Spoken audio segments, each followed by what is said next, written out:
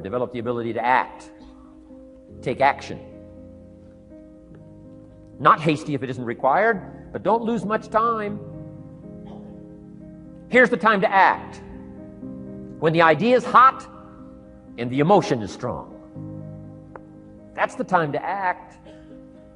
You say, Mr. Rohn, I'd like to have a library like yours. See, if you feel strong about that, what you got to do is get the first book and then get the second book.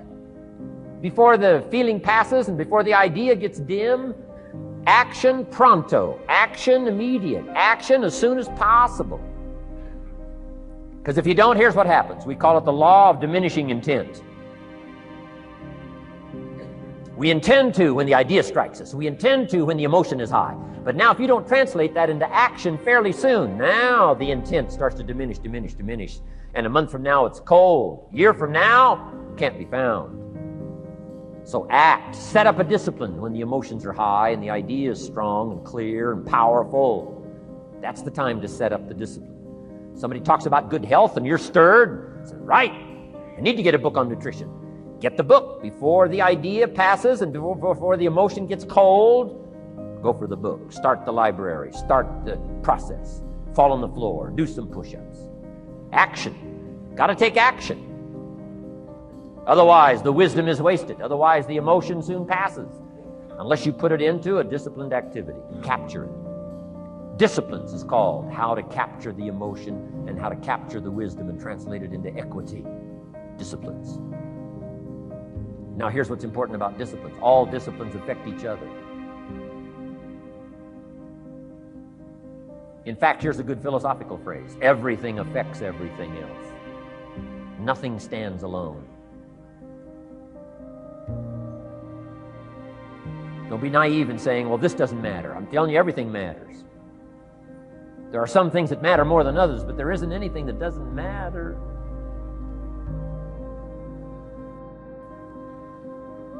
We all pity the man who says, well, this is the only place I let down. Not true. Key to take home. Every letdown affects the rest of your performance. Every letdown affects the rest. This is part of the educational process on personal development. If you don't take the walk around the block, you probably won't do the apple a day. If you don't do the apple a day, you probably won't start building your library. If you don't build your library, you probably won't keep a journal, and you won't take pictures, and then you won't do this, you won't do wise things with your money, won't do wise things with your time, won't do wise things with your possibilities and relationships, and the first thing you know, 6 years of that accumulated, and we say you have messed up. So the whole key to reversing that process now is to start picking up these disciplines. Now here's the positive side. Every new discipline affects the rest of your disciplines. Every new one affects the rest. That's why action is so important. The least action, the smallest action. Take it. Because when you start accomplishing and the value starts to return from that one action, it'll inspire you to do the next one and the next one and the next one. You start walking around the block, it'll inspire you to get an apple. Get an apple, it'll inspire you to get a book. Get a book, it'll inspire you to get a journal. Get a journal, it'll inspire you to grow, develop some skills. All disciplines affect each other. Every lack affects the rest. Every new affects the rest. The key is to diminish the lack and set up the new. And you've started a whole new life process. Key. Also, one more thought on discipline. Here's the greatest value of discipline. Self-worth. Self-esteem. People are teaching self-esteem these days, but they don't connect it to disciplines. The least lack of discipline, and it starts to erode our psyche. One of the greatest temptations is to just ease up a little bit, right? The slightest lack of doing your best starts to erode the psyche. Instead of doing your best, doing just a little less than your best. Sure enough. You say, well, it's just going to affect my sales. No, it's going to affect your consciousness. It's going to affect your philosophy. Now you've begun in the slightest way to affect your own philosophy. Here's the problem with the least neglect.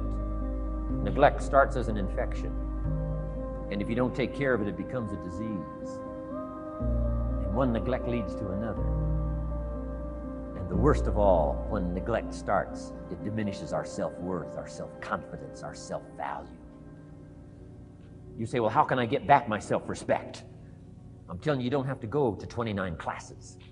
All you have to do is start the smallest discipline that now corresponds to your own philosophy, like I should, and I could, and I will. No longer will I let neglect stack up on me so that I will have the sorry scenario 6 years from now, giving some excuse instead of celebrating my progress. That's the key to discipline. Okay? Let's get kids involved in the least of disciplines.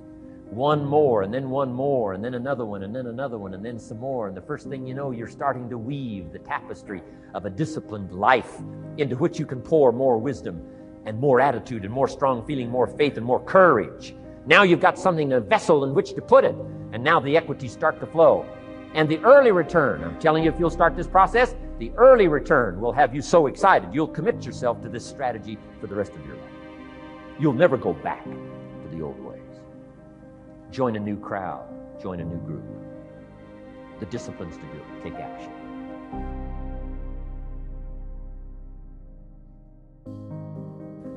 I recommended the last time I was here the little book, Richest Man in Babylon, and I said I've lectured now to over 3 million people in the last 33 years, and I've recommended this little book to almost all of them, I think.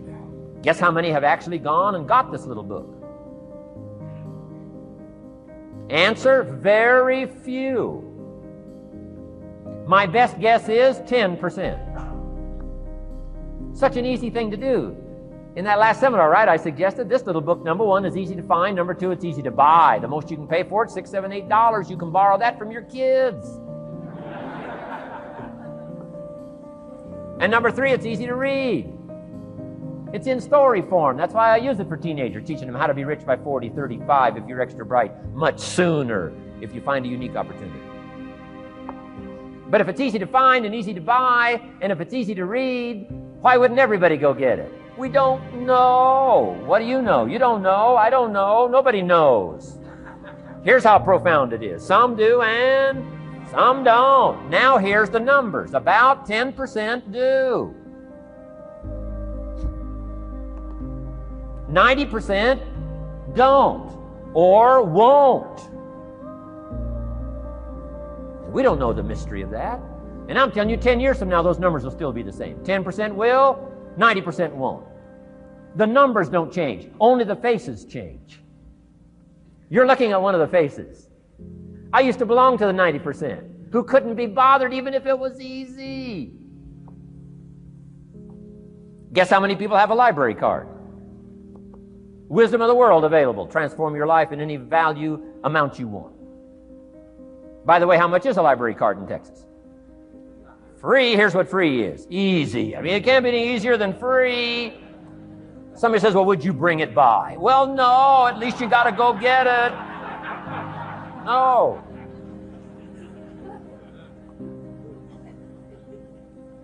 Wisdom of the world available. Transform your life spiritually, socially, personally, economically, and every other way. Teach you how to be rich and powerful and sophisticated and healthy and influential. How many people have a library card? Answer, 3%. 95, 97% couldn't be bothered. Guy specializes in happy hour, but he doesn't have a card. And now readily and quickly blames the government and blames his company and blames policy and blames the pay scale. When if he only knew, if he joined the 3%, here's my advice to you today. Walk away from the 97%. Don't talk like they talk. Don't act like they act. Don't go where they go. Don't specialize in what they specialize in. Throw away the blame list they cling to. Start you a new life. You say, well, is it as simple as getting a library card and join the 3%? And the answer is, of course. Of course. That's how easy this stuff is. This is so easy. It's so simple. It's not complex. You don't need a 2,000-year-old guru. You don't need multi-track affirmations. I'm telling you, don't. Affirmation without discipline is the beginning of delusion. Key. Don't let somebody sweep you into some contrary way to nature itself says, unless you labor the miracle of the seed and the soil and the seasons and God and all the other stuff that's available, sunshine and rain, that's not available to you by affirmation. It is only available to you by labor. So labor well. Okay. Learn well. Discipline yourself well. And you can have all the treasures you want. This stuff's easy and simple. It's not ocean waves and seagulls. You don't have to move to Sedona where all the force fields come together in Arizona.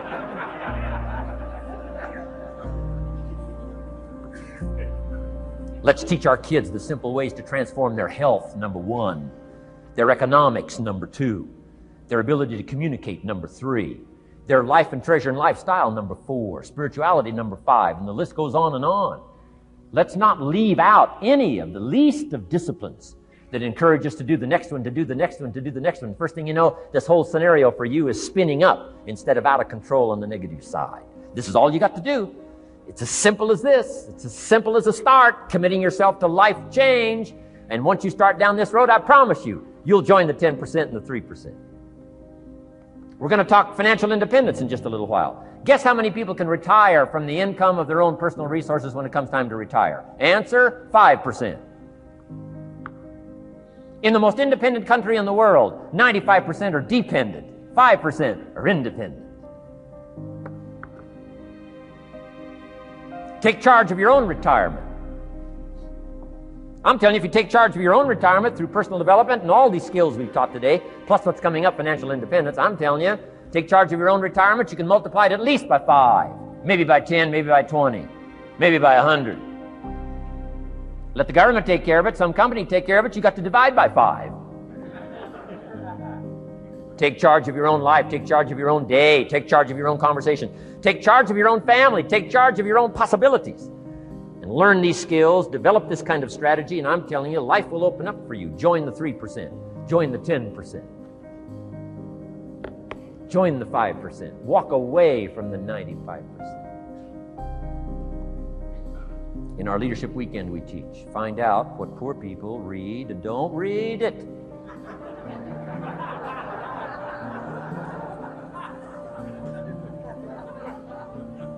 I'm telling you, don't talk like they talk. Lend a helping hand, but don't fall into their poor philosophical scenario. Don't blame what they blame. Don't use the excuses they use. It's called the language of the poor. Switch gears, switch language, switch ideas, switch strategy. Start with the simplest of disciplines. And don't bemean any of these disciplines. The smallest of disciplines starts the process of life change.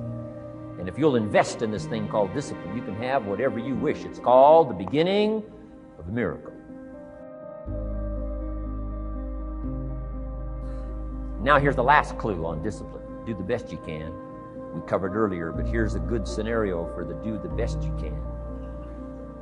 I've got a good question for you. Is the best you can do all you can do? And the answer is no. Strangely enough. If we all fell on the floor right now and did as many push-ups as we possibly could, and let's say for some reason you haven't been into push-ups lately, I can't imagine why, but let's say the best you can do is 5. And you look up at the rest of us and say, hey, 5 is the best I can do. We can tell by the look on your face that's probably true. 5 is the best you can do. Now, is 5 all you can do? The answer is no. If you rest a little, you can do 5 more. Wow. And if you rest a little, you can do 5 more.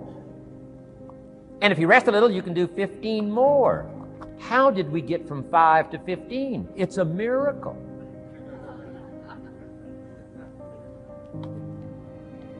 And if you rest a little, you can do 15, rest a little, you can do 15, rest a little, you can do 20. How did you get from 5 to 20? It's a miracle. Did you know you can keep doing that? Do a little more, rest a little, do a little more, rest a little, and finally get up to 50 push-ups? Is it possible to get up to 50 push-ups? Of course. How do you go from 5 to 50? It's a miracle. How do you get a miracle going? Number 1, do what you can. Don't leave out what you can, from writing a letter to your mother in Florida. Start cleaning it all up. 2, doing the push-ups. Go from 5 to 50. It's a miracle. Number 1, do what you can. Number 2, do the best you can. Here's number 3, rest very little.